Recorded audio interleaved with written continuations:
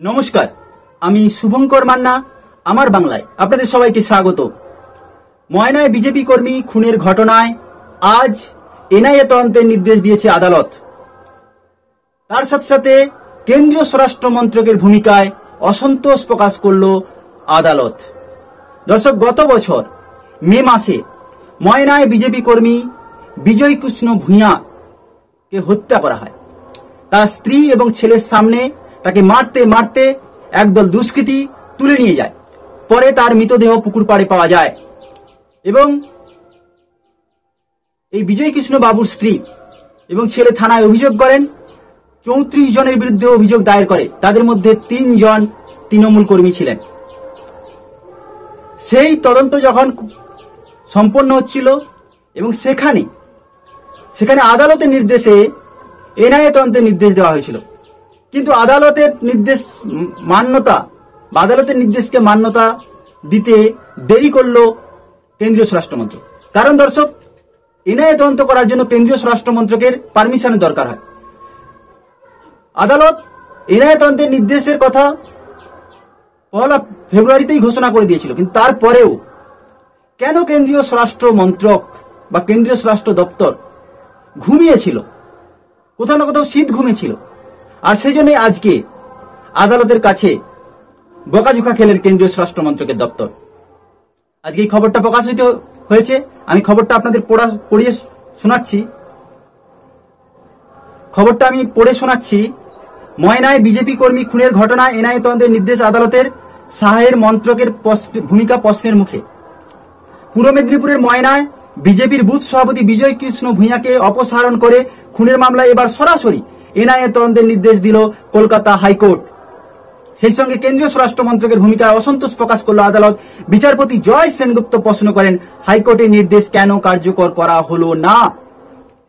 এই প্রশ্নটা কিন্তু স্বয়ং বিচারপতি তুলছেন।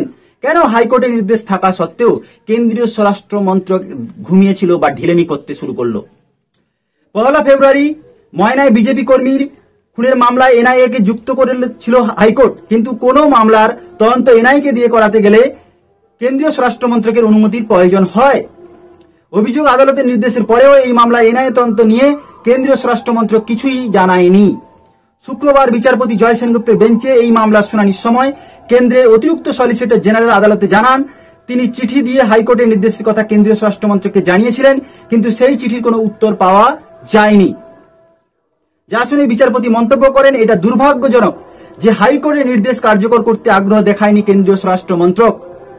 তারপরেই তিনি সরাসরি এনআইএ তদন্তের নির্দেশ দেন এবং হাইকোর্ট জানায় 15 দিনের মধ্যে এনআইএ তদন্তভার গ্রহণ করতে হবে এবং 24 এপ্রিলের মধ্যে এই মামলায় জাতীয় তদন্তকারী সংস্থাকে নির্দেশ কার্যকরের কথা জানিয়ে রিপোর্ট দিতে হবে আদালতকে। দর্শক, গত বছর মে মাসে বিজেপির বুথ কমিটির সভাপতি বিজয় কৃষ্ণ ভূঁইয়া, প্রায় 60 বছরের কাছাকাছি বয়স, তাকে খুনের অভিযোগ ওঠে তৃণমূল আশ্রিত দুষ্কৃতীদের বিরুদ্ধে। অভিযোগ ছিল ময়নার বাকচা পঞ্চায়েতের গোড়ামহল এলাকার বাসিন্দা বিজয় কৃষ্ণকে তার স্ত্রী ও ছেলের সামনে থেকে মারধর করে তুলে নিয়ে যাওয়া যায় একদল দুষ্কৃতী। বিজয় কৃষ্ণকে তার স্ত্রী ও ছেলের সামনে থেকে মারধর করে তুলে নিয়ে যায় একদল দুষ্কৃতী। তাকে বাধা দিতে গিয়ে আক্রান্ত হন বিজয়ের স্ত্রী লক্ষ্মী ও তার ছেলে সুরজিৎ। পরে বিজয়ের রক্তাক্ত দেহ বাড়ির অদূরে পুকুর পাড় থেকে উদ্ধার করা হয়। এই ঘটনায় বিজয়ের স্ত্রী ময়না থানায় 34 জন স্থানীয় তৃণমূল নেতা কর্মীর বিরুদ্ধে লিখিত অভিযোগ দায়ের করেন। গ্রেপ্তার হন মাত্র 3 জন, তাদের মধ্যে 2 জন তৃণমূল কর্মী, তারাও গোড়ামহলের বাসিন্দা। ময়নায় একজন বিজেপির বুথ কমিটির সভাপতি বিজয় কৃষ্ণ ভূঁইয়া, যাকে একজন দল তৃণমূল দুষ্কৃতী তুলে নিয়ে যায়, তারপর তাকে হত্যা করে এবং তার রক্তাক্ত দেহ পুকুর পাড় থেকে উদ্ধার হয়। আর যখন এটা তদন্তভার এই রাজ্য পুলিশের উপর ভরসা না করে কেন্দ্রের এনআইএ তদন্তের উপর ছেড়ে দিয়েছে এবং আদালতের নির্দেশে এটা হচ্ছে, আদালত এনআইএর উপর ভরসা করছে, পশ্চিমবঙ্গ পুলিশের উপর ভরসা করছে না। তা সত্ত্বেও কেন কেন্দ্রীয় স্বরাষ্ট্র মন্ত্রক অনুমতি দিতে এত দেরি করছে? আর সেজন্যই আদালত এই কেন্দ্রীয় স্বরাষ্ট্র মন্ত্রকের প্রতি অসন্তোষ প্রকাশ করছেন এবং তার সাথে সাথে তিনি আদালত জানিয়েছেন যে এটা খুবই দুর্ভাগ্যজনক যে আদালতের নির্দেশ থাকা সত্ত্বেও এটাকে কেন কার্যকর করা হয়নি।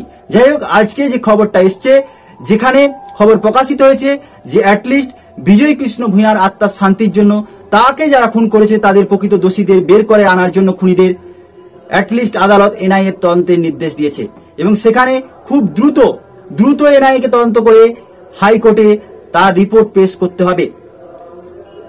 দর্শক, এই প্রতিবেদন কেমন লেগেছে দয়া করে কমেন্ট করে জানান। আর আপনারা যদি এখনো পর্যন্ত আমার চ্যানেলটি সাবস্ক্রাইব না করে থাকেন, চ্যানেলটি সাবস্ক্রাইব করুন।